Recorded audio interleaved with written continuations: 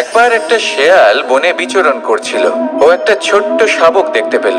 ও ভাবলো, আজ একেই আমি খাবার হিসেবে গ্রহণ করব।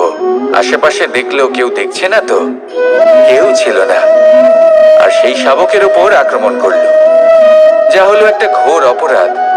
বনের নিয়ম অনুসারে আপনি কখনোই শাবকের উপর আক্রমণ করতে পারেন না। তারপর এই খবরটা যখন রাজা সিংহ জানতে পারলেন, সভার আয়োজন করলেন। কিন্তু সেখানে শেয়াল বলল, আমি তো এরকম কিছু করিনি। কিন্তু যদি আপনি এরকম বলেন, কোনো প্রমাণ দিন, এর কোনো সাক্ষী আছে? তখন রাজা সিংহ পেঁচাকে ডেকে পাঠালেন, যে সেই মুহূর্তে বৃক্ষের শাখার ওপর বসেছিল। সে সব কিছু দেখেছিল। পেঁচা সব সত্যি কথা বলল, আর শেয়ালকে মৃত্যুদণ্ড দেয়া হলো। এবার এই কাহিনী আমি আপনাকে কেন শোনালাম? কারণ মানুষও কখনো কখনো এরকম কর্ম করেন যা শিয়াল করেছে। এটা ভাবেন কেউ দেখছে না, যখন আমি অনুচিত কর্ম করতেই পারি। কিন্তু না, আপনি যাই করুন না কেন, কেউ না কেউ অবশ্যই তা দেখছে। কোনো ব্যক্তি না হলেও কোনো প্রাণী, না হলে কোনো যক্ষ বা দেব বা প্রেত। যদি এনারা কেউ না দেখেন, তাহলে ধরিত্রী মাতা দেখেন, যেখানে দাঁড়িয়ে আপনি সেই কর্ম করছেন, তাই না? তাই একটা কথা সবসময় মনে রাখবেন, কে দেখছেন কে দেখছেন না সেই বিষয়ে ভাবা ছেড়ে দিন। এটা খুব সহজ কথা। আপনি যদি উচিত কর্ম করেন, উচিত ফল পাবেন। যদি অনুচিত কর্ম করেন, তাহলে আপনি অনুচিত ফল অবশ্যই পাবেন। সেই জন্য উচিত পথে চলতে থাকুন, উচিত কর্ম করতে থাকুন, আর আমার সাথে ভালোবেসে বলুন, রাধা রাধা। আমরা সবাই জীবনে নিজের জন্য সবচেয়ে ভালোটাই চাই, সবচেয়ে ভালো সুবিধে পেতে চাই, সবচেয়ে বেশি সম্মান পেতে চাই। কিন্তু সবার পক্ষে এই সব পাওয়া কি সম্ভব? হ্যাঁ, নিশ্চয়ই। শুধু একমাত্র বাধা সময়। আমাদের জীবনের কোনো স্থায়িত্ব নেই। তাই যদি সময়ের সদ্ব্যবহার করেন, তাহলে একটু সুবিধে হতে পারে। এবারে দেখুন, যাদের সবসময় স্বপ্ন দেখতে ভালো লাগে, তার জন্য রাত্রি কম পড়ে যায়। আর যারা স্বপ্ন পূরণ করতে চান, তাদের জন্য দিন কম পড়ে যায়। যারা সম্মান পেতে চান, তাদের জন্য সব সময় পরোপকার কম পড়ে যায়। আর যারা জ্ঞান অর্জন করতে চান, তাদের জন্য মনোসংযোগ। জীবনে যদি নিজের লক্ষ্যে পৌঁছতে চান, তবে সময়ের বিভাজন আপনাকে ঠিক করতেই হবে। মনে রাখবেন, রাধা রাধা। লোকে বলে জীবনে মেলামেশা করা অত্যন্ত আবশ্যক। এতে সম্পর্কের আধারও হয়, আবার ব্যবসাও চলে। কিন্তু সবচেয়ে বেশি গুরুত্বপূর্ণ হলো ব্যবহার। তাই এই বিষয়ে ভাবুন, আপনার জীবনে কে আপনার সাথে মেলামেশা করবে তা নিশ্চিত করে সময়। আপনি আপনার জীবনে কার সাথে মেলামেশা করবেন তা নিশ্চিত করবে আপনার হৃদয়। আপনি যাদের সাথে মিশছেন, তাদের হৃদয়ে আপনি কতক্ষণ থাকবেন তা নিশ্চিত করবে আপনার ব্যবহার। নিজের ব্যবহার ভালো রাখুন, সব ভালোই হবে। রাধা রাধা। এই ফুল দেখতে পাচ্ছেন আপনি? এটা সেই ফুল যার জীবন এই ডালে শুরু হয়েছিল। দর্শকদের চোখে প্রশংসা দেখল সে। মধুর লোভে মৌমাছিরা এলো, আর তারপর ডাল থেকে ভেঙে নিচে পড়ে গেল সে। কেন? নিয়তি এরকম কেন করলো? ভাবুন। কারণ এই ডালেই ফুল হয়ে থাকাটা এই ফুলের জীবনের লক্ষ্য কখনোই ছিল না। এবার এই ফুল হয় দেবতাদের সজ্জায় ব্যবহৃত হবে, নয় কোনো কন্যার গয়নায় গাঁথা হবে, আর নয় কারোর প্রেম প্রদর্শনের মাধ্যম হবে। দেখুন, জীবনে নিজের লক্ষ্যে পৌঁছতে হলে যাত্রাকে ভয় পেলে চলবে না। নিজের অস্তিত্ব তৈরি করতে হলে তাদের ছায়া থেকে আপনাদের দূরে যেতেই হবে, যারা আপনাকে অস্তিত্ব প্রদান করেছেন। এটাই জীবনের নিরন্তর সত্য।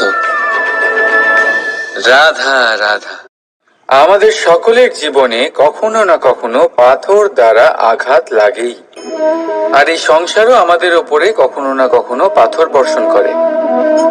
কখনো আমাদের খারাপ ভেবে, আর কখনো আমাদের অসফল ভেবে।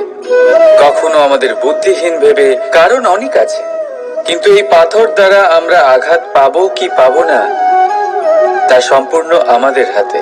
হয় আপনি এই পাথরের আঘাত পেয়ে চোখের জলে ডুবে থাকতে পারেন, আর নয়তো যদি আপনি চান তাহলে এই পাথর দিয়ে সেতু বানিয়ে সকল সমস্যার সাগর অতিক্রম করতে পারেন। সিদ্ধান্ত আপনার। এই পাথর এ হলো প্রতীক আমাদের নিন্দার, আমাদের আলোচনার।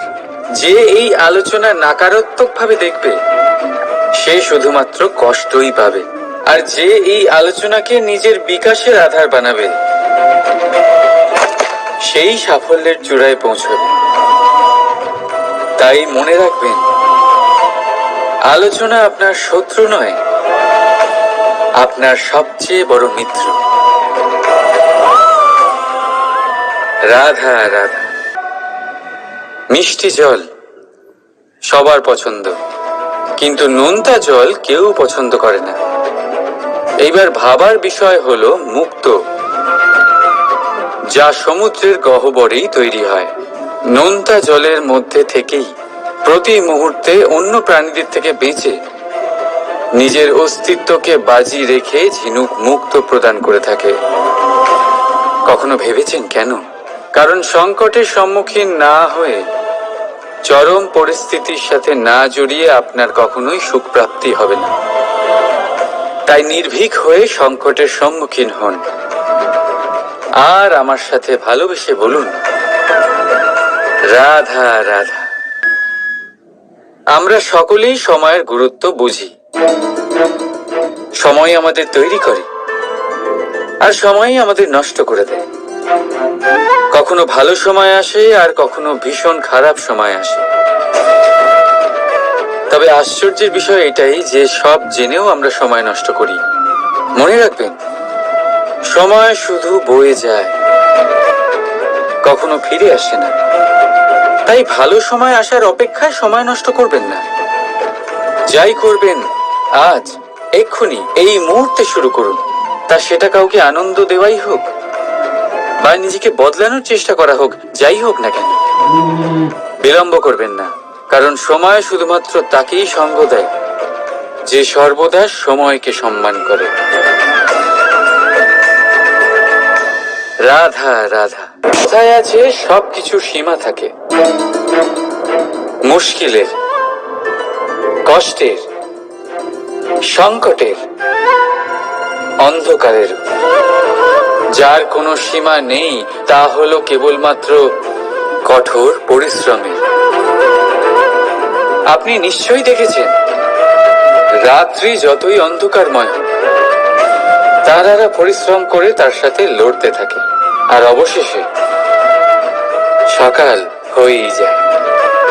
ঝড়ে পাখিদের বাসা ছিন্ন বিচ্ছিন্ন হয়ে যায়, কিন্তু পাখিরা নিজের পরিশ্রম দ্বারা তা আবার বানিয়ে নেয়। কারণ যা সীমিত তাকে অসীমের কাছে হারতে হয়, আর পরিশ্রম অসীম।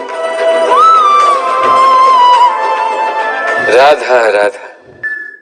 প্রবাহিত নদী কত সুন্দর হয়, বলিষ্ঠ হয়। যেদিক দিয়ে বয়ে যায় সেখানে এক নতুন জীবন প্রদান করে, ধরণীকে উর্বর করে, আকাল দূরে রাখে। আর হয়তো এই জন্যই নদীকে মায়ের মতো পুজো করা হয়। কিন্তু আপনি কি কখনো ভেবে দেখেছেন যে নদীর জন্ম কি করে হয়? এ কি শুরু থেকেই এমন বিশাল আর খরস্রোতা হয়? না, বৃষ্টির ছোট ছোট ফোঁটা একসাথে সম্মিলিত হয়ে এক সূক্ষ্ম ধারা তৈরি করে, আর সেই ধারাগুলি পর্বতের বরফ কেটে তাদেরকে গলিয়ে জলপ্রপাত হয়ে ঝরে পড়ে পাথরের সাথে ধাক্কা খেয়ে তারপরেই সে নদী হয়ে ওঠে। ঠিক সেইভাবেই এত সহজে কেউ মহান হয়ে ওঠে না। ছোট ছোট চেষ্টা মিলে এক বিশাল ব্যক্তিত্ব তৈরি করে। তাই জীবনে সর্বদাই চেষ্টা করতে থাকুন। অস্তিত্ব নিজে থেকেই প্রকাশ পাবে। রাধা রাধা। কখনো কখনো আমরা নিজের মা বাবার ওপর কতটা রেগে যাই, মনে করি ওনাদের মন আমাদের দিকেই নেই। আমরা ভাবি ওনাদের কাছে আমাদের কোনো অস্তিত্বই নেই, আর তাই আমরা রেগে যাই। কিন্তু আপনি কি কখনো এমন অনুভব করেছেন যে আমাদের চোখ দিয়ে আমরা আমাদের নাক কখনো দেখতেই পাই না, কারণ তা চোখের ভীষণই কাছে থাকে, দুই চোখের মাঝখানে। কিন্তু যখন কেউ মুখে আঘাত করে, হাত সর্বপ্রথম নাককেই সুরক্ষিত করার চেষ্টা করে। মাতা পিতাও অনেকটা এরকমই হয়। আপনার ভালোর জন্য, আপনার সুরক্ষার জন্য তারা সবসময় তৈরি। তাই তাদের প্রেমকে কখনো সন্দেহ করবেন না। আবশ্যক নয় তাদের প্রেম আপনি সবসময় স্পষ্টভাবে দেখতে পাবেন, কারণ এই এক এমন প্রেম যা সর্বদাই আপনার সাথে ঢাল হয়ে আপনার রক্ষা করতে থাকবে। রাধা রাধা। বাবুল গাছ কত বিশাল আকার হয়, পিপুল গাছও বিশাল আকার হয়। কিন্তু আপনি কি কখনো ভেবে দেখেছেন যে কেন বাবুল গাছ কেটে তা ব্যবহার করা হয়, আর কেনই বা পিপুল গাছকে পুজো করা হয়? এই জন্যই, কারণ পিপুল গাছ তার নিচে বসে থাকা পথিককে ছায়া প্রদান করে, নিজের ডালে অসংখ্য পাখিদের আশ্রয় দিয়ে থাকে, কাউকে কাঁটা ফুটিয়ে দূরে সরায় না, বরং তাকে শীতল ছায়া দিয়ে তার ক্লান্তি দূর করে। এই সংসারে যদি আপনি সম্মান পেতে চান, তবে পিপুল গাছের মতোই হতে হবে। কিছু দিতে শিখুন, আনন্দ, সুখ, শীতলতা দান করতে শিখুন, আর কাঁটার মতন কাউকে কখনো কষ্ট দেবেন না। সম্মান স্বয়ং হেঁটে আপনার কাছে আসবে। আর মন প্রসন্ন হয়ে বলবে, রাধা রাধা।